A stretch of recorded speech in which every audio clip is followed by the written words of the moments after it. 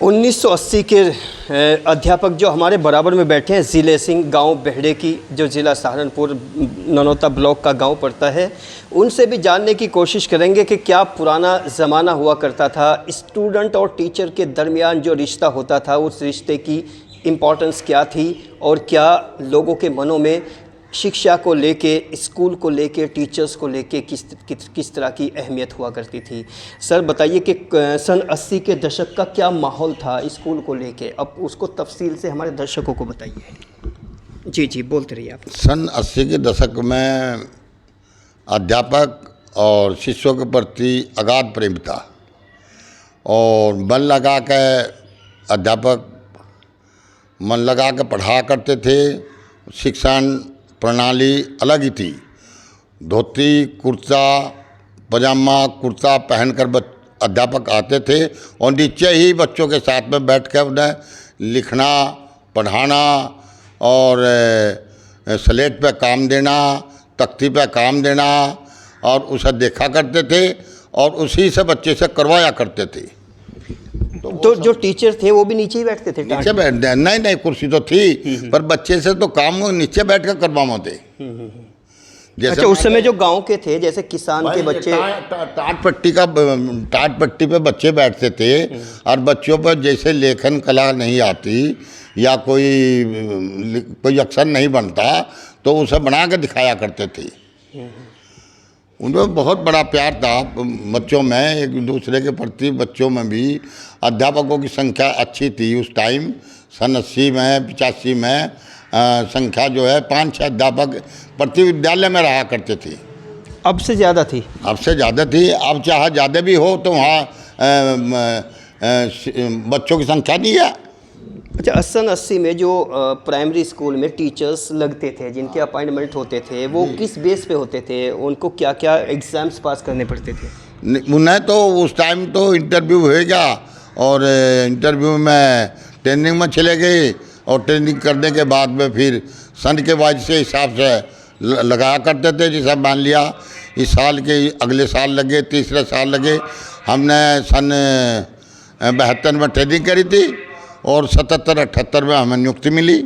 और क्वालिफ़िकेशन क्या हुआ करती थी टीचर की? टीचर की क्वालिफ़िकेशन उस टाइम जो है हाई स्कूल इंटर, और हमारे से पहले जो हमारे जो सीनियर थे हेडमास्टर थे उनमें मिडिल थे बेचारे।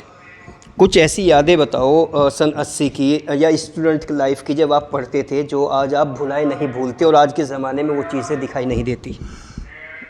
उस टाइम बच्चे अध्यापक से काफ़ी डरा करते थे। काम पूरा नहीं हुआ तो भागते थे, डरते थे, क्योंकि अध्यापक जो है बच्चे की खिंचाई करा था, उन्हें खुद तैयार करा था, बच्चे को तैयार करा था अध्यापक। उस समय जो आधी छुट्टी होती थी, इंटरवल जिसको कहते हैं, वो कितने समय की होती थी? केवल 40 मिनट। 40 मिनट? 40 मिनट। लेकिन कुछ पुराने बुजुर्ग बताते हैं कि 1 घंटा छुट्टी होती थी, बच्चे घूमते थे, कोई मछली पकड़ने चला गया, कोई अपना कलम निकालने चला गया। ऐसा नहीं होता। ऐसा नहीं, मतलब 40 मिनट की घंटे है अपना। कोई 10 मिनट लेट आ रहा, 10 मिनट पहला आकर बैठ गया, और नीचे समय जो है 40 मिनट का ही था।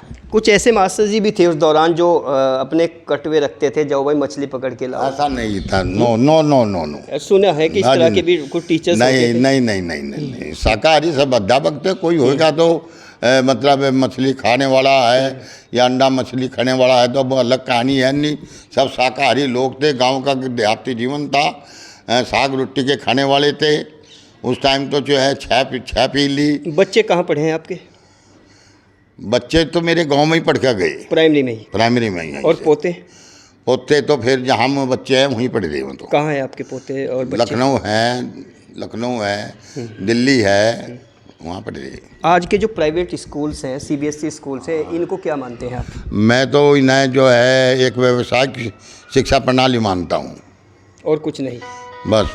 इनसे समाज को क्या हानि हुई है, क्या लाभ हुआ है?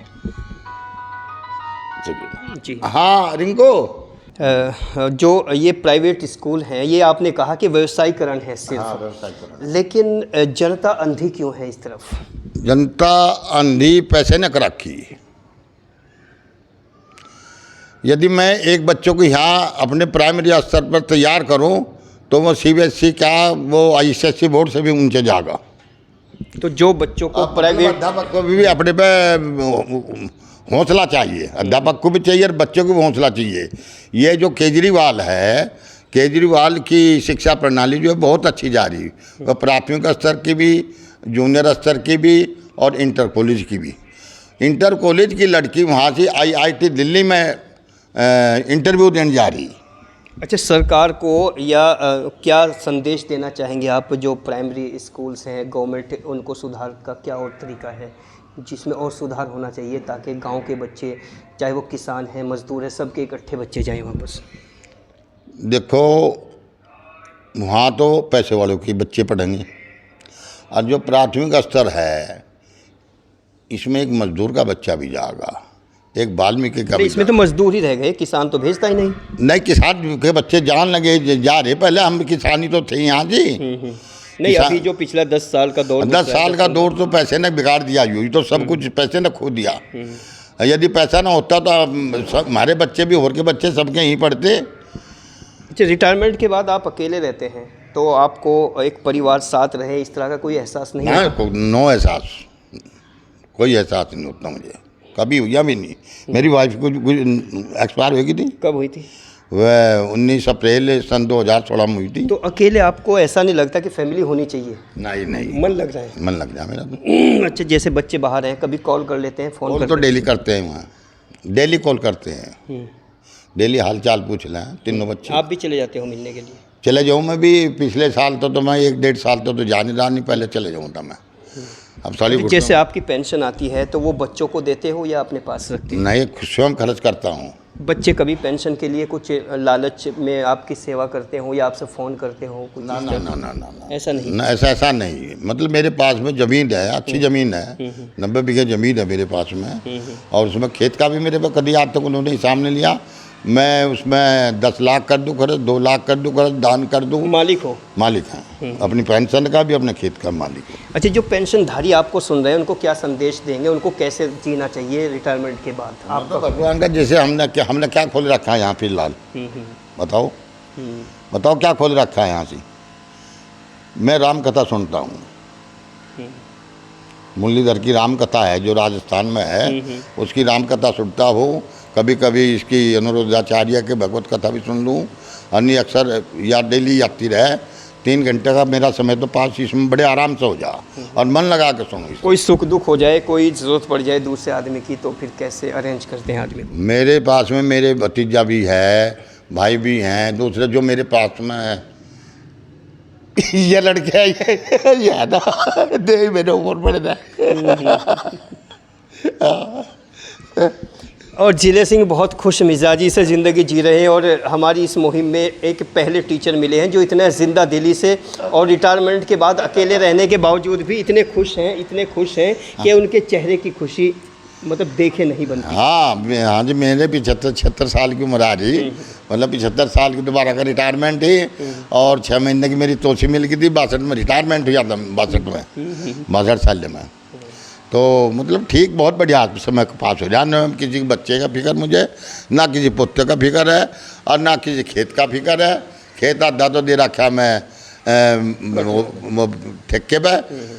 आपके गुजर गए, क्या वो अब याद आते हैं? नहीं आते मेरे याद, अब वो भी नहीं आते ना।